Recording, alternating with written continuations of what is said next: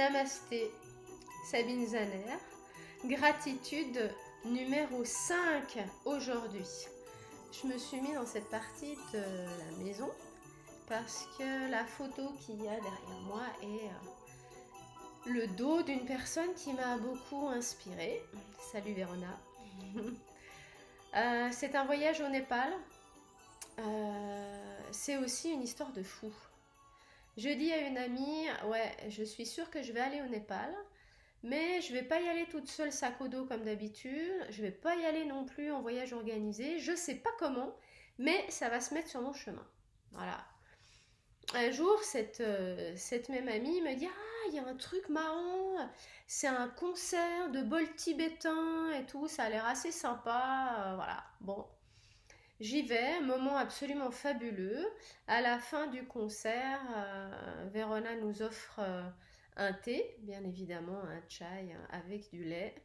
Et elle parle d'un voyage au Népal qu'elle va organiser. Elle va emmener quelques personnes, mais ça sera un tout petit comité. Et là, je me dis, mais waouh, incroyable!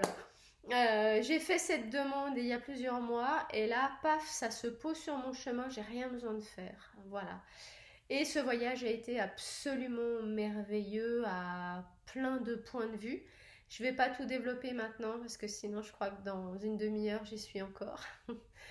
Mais ce que je peux retenir surtout comme gratitude, c'est que si on est un petit peu à l'écoute et qu'on a des demandes assez précises, eh bien il y a des choses qui apparaissent, hein, des opportunités.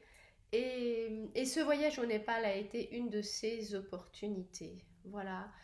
Un autre souvenir que j'ai, pour ne pas tout nommer, ça a été un moment où c'est la nature qui s'est mise au diapason du son des bols avec lesquels on jouait. Voilà, on s'est élevé très tôt le matin, on avait fait une petite marche. Et puis arrivé à un stupa, on a sorti les deux bols qu'on avait et on a joué du bol tibétain. Et il y avait plein de grillons ou de cigales, hein, voilà, qui faisaient du bruit dans les arbres. Et tout d'un coup, un truc absolument hallucinant, parce que les cigales ou les grillons ont pris le même diapason que les bols. C'est-à-dire qu'ils ont mis leur petite crécelle là, sur le même son que nous.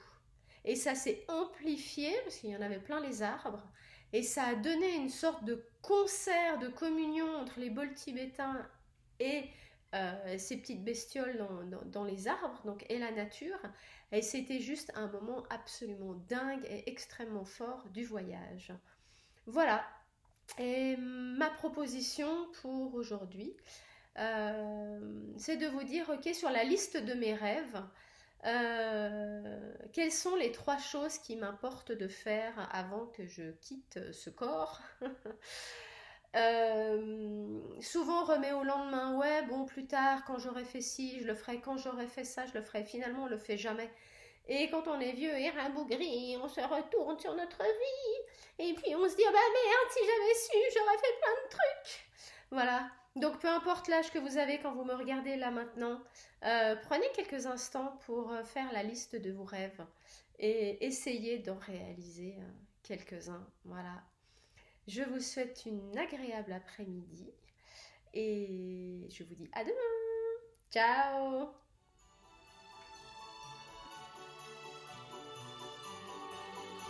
Si vous avez envie de mettre de la joie et de l'enthousiasme dans votre quotidien, dans votre vie, dans votre business. Voilà. À bientôt!